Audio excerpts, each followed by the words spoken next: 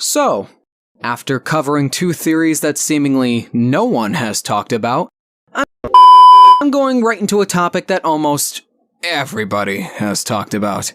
The UA Traitor, and its potentially most likely suspect, Denki Kaminari. So, what could I offer to this age-old theory that so many people have talked about? Well, I want to provide an alternative way of thinking based on the evidence collected by not just myself, but Twitter users Papa Shirogane and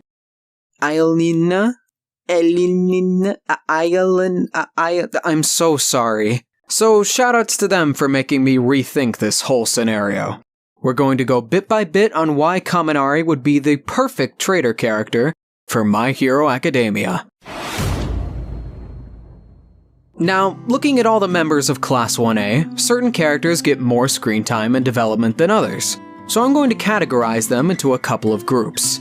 First are the main characters, the ones that we have seen the most growth and development from in regards to being a hero. We can rule out all of these characters right away, because while yes, anything is possible, these are pretty much the poster children of MHA. And making them suddenly evil would be more of an ass pull than a surprising twist. Especially Uraraka. I have no idea why some people think that. Like, the villains could barely afford sushi before the PLF was formed, and you think that they could fund her family for intel? On the opposite side of the scale, we have the minor characters. These guys simply don't have enough weight to their characters to warrant being a good candidate to be the traitor. Aoyama is kind of an exception to this since he's gotten more screen time recently, but I'm still gonna put him here. Let's think about it from a storytelling perspective. You're watching a murder mystery, and the true culprit ends up being a character you saw 2 minutes of at the beginning of the story who had like 3 lines. You wouldn't care, because there is no investment in that character. The same applies to someone like Hagakure, as some people have said before. I like Hagakure, she's a cute character, but that's all she is. In the grand scheme of the audience, how many people do you think would actually care after over 300 chapters of mystery and discussion? It's the character who solely exists to be a lighthearted joke. Now, that leaves us with the side characters, the most likely suspects. So let's rule out some people. Yaoyorozu has had several episodes dedicated to working on her self-confidence as a hero, and was the key player in taking Gigantomachia down. She also cried at the death of Midnight, so I don't think it's her. Speaking of which, Mina is also exempt from this role for a lot of the same reasons as Momo. Standing up for people in need and being a beacon of hope for people is a core part of her character, and her being the traitor would betray that development, and not in a good way.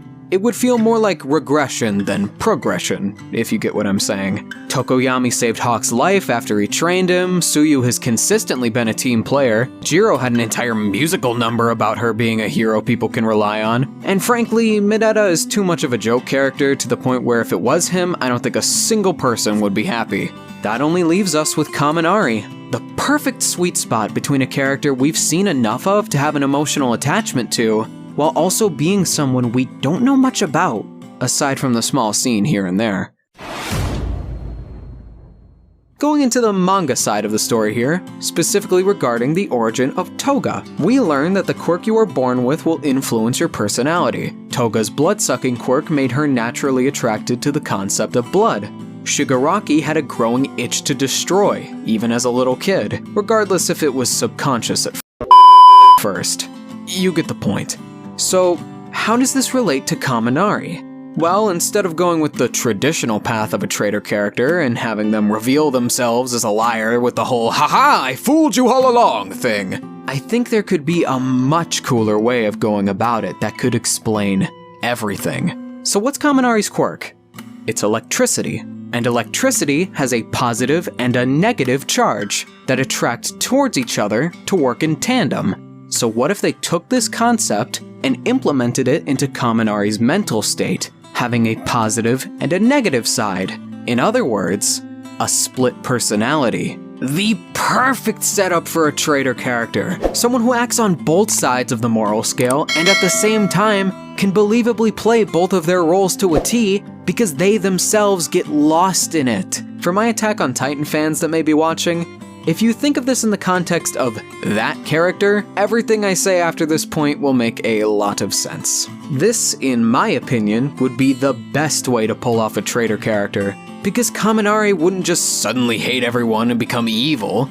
There would be that strong emotional pull, because he genuinely got attached to his fellow classmates. And now that his identity is exposed, he can never come back to them again. That sympathetic quality to Kaminari's character, and the fact that he has fought on the side of good on multiple occasions, is why so many people disregard him immediately. But that's because we're only seeing one side of him, the positive side. When he becomes aware of what he is as a villain, what is that Kaminari like? We can actually see an example of what that could look like in this official illustration from Hõkai. We can see the positive and negative idea on full display. If you split his face, you get the positive and fun himbo that we all love, and a wicked grin full of malice and negativity. But Kaminari would be too dumb for this! That's literally his weakness! I hear you cry. Well, what if the dumbness was an act? I want to bring your attention to the biggest scene that convinced me of this possibility.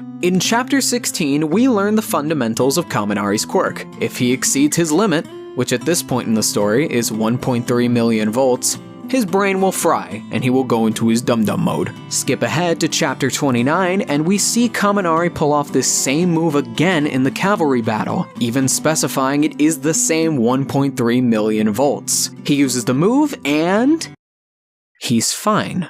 After he uses the move, we get this panel of Kaminari looking really nervous, like he just realized he didn't do his usual shtick. Hell, even the text of Tokoyami saying he is the real problem could have a deeper meaning if all of this comes to pass. On top of that, we know that he didn't just get better, because in the same arc just a few chapters later, he does this same move against Shiozaki and he gets the dumb effect.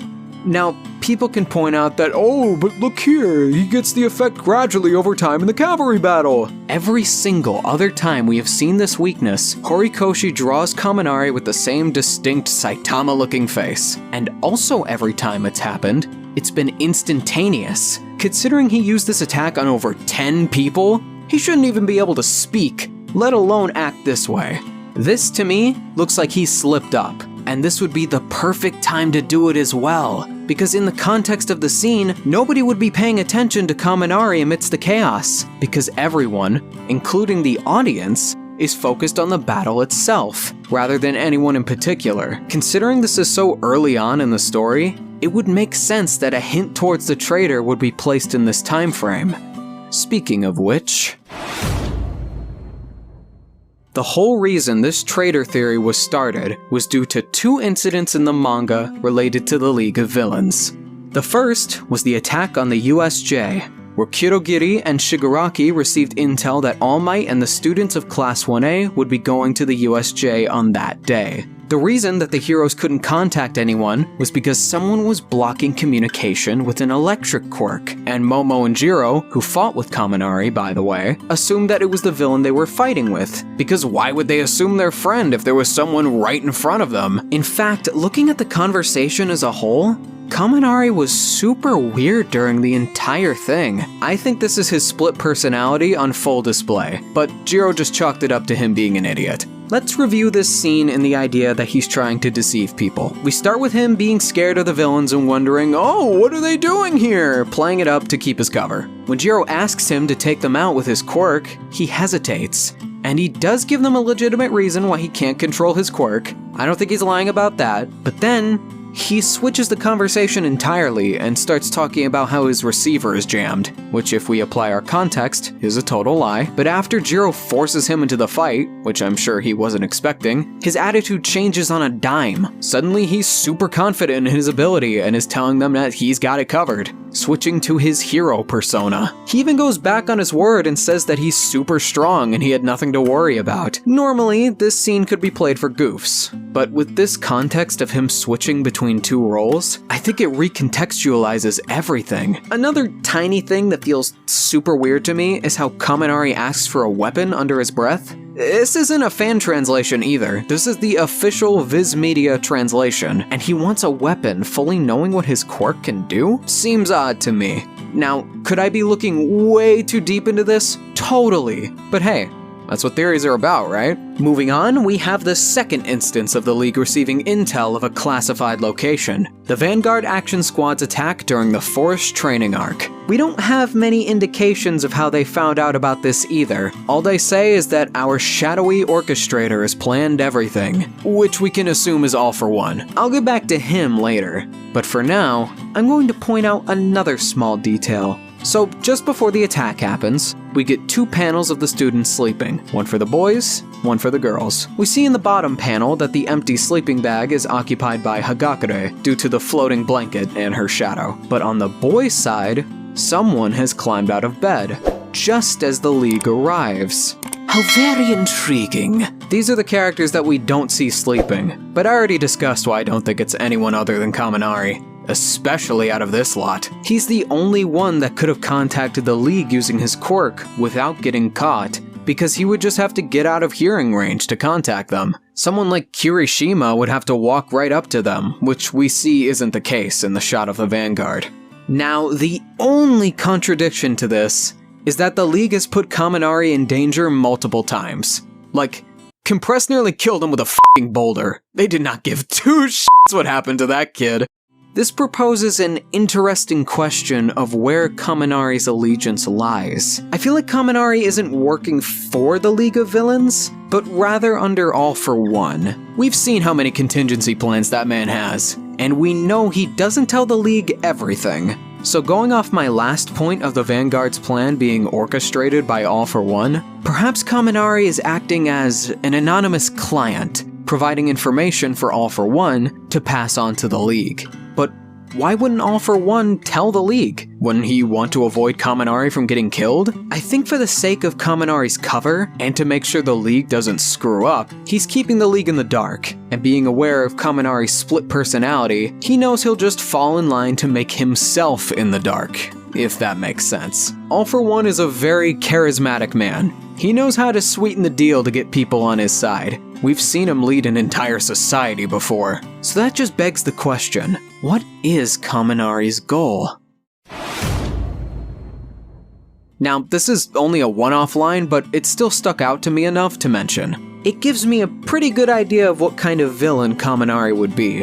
When Stain first emerged, he did admit to him being pretty cool, which is something a lot of heroes would be caught dead saying. And once again, for the 3rd time now, he's sweating nervously. I think Kaminari would follow the ideology of weeding out fake heroes. In the beginning of the series, I remember him distinctly saying Bakugo had a pretty insufferable personality. But over time, he's one of the first people to truly respect him and see how much he's grown into the person he is. Maybe he came to UA expecting to find the most manufactured and package-dealt heroes there are, but instead, he learned to truly see how each one of them truly sticks to their convictions. But at this point, he's already committed himself to the role for far too long, and he has to stick with it. His positive and negative sides are conflicting constantly. On a side note, regarding the Redestro thing, I do think it's just him doing a pose for his move, but let's go tinfoil hat mode for a little bit and say this is an indication that he also believes in the Liberation Army's ideals, which was a very public book, by the way, so he could have read it at any time. What if the reason he's doing it with the wrong hand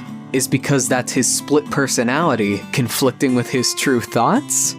Yeah, probably not, but it's fun to think about. Now, as of writing this script, that bonk with the horny rock from chapter 279 leading to his lap pillow from 280 is the last time we've seen Kaminari. Despite seeing most of Class 1A in the hospital with the main trio, even characters like Sero and Sato, we don't see Kaminari anywhere. I wonder if this head injury is gonna lead to anything regarding his potential personality disorder. That rock could have sent his mind all out of whack, so he might be in a hospital bed for all we know. This could be the segue we've been waiting for. But who knows really? With All for One back in the game and all these criminals on the loose, anything is possible. Now, I know not everything I said today is foolproof for Kaminari being the traitor, but I think out of all of the characters in the series who could be an intriguing, shocking, emotionally engaging, and overall the best candidate for a traitor character, Kaminari checks all those boxes for me. Just going off the script here a little bit, I think Kaminari has so much potential to be more than what he is right now. People already like him, including myself. He has one of the strongest designs out of his class, hell, the entire cast of heroes even, but we just don't see enough of him. And adding this extra layer, with his quirk having two different sides to it, to explain how there would be a traitor, even though all of the kids we've seen in Class 1A seem like they would never do something like this, would be really cool, because it's something not a lot of people would think about. And with this whole personality quirk influx thing, I think this would really highlight it. Hell, it could even tie into quirk singularity, how the quirks aren't just damaging people physically as they go on. The more intense the quirks get, the more intensive they are on the mind as well, mentally damaging them. It's a really cool thing to think about, and I really hope it happens. But if it doesn't, and there's really no traitor, then, you know, that's fine too. It'd just be kind of a bummer.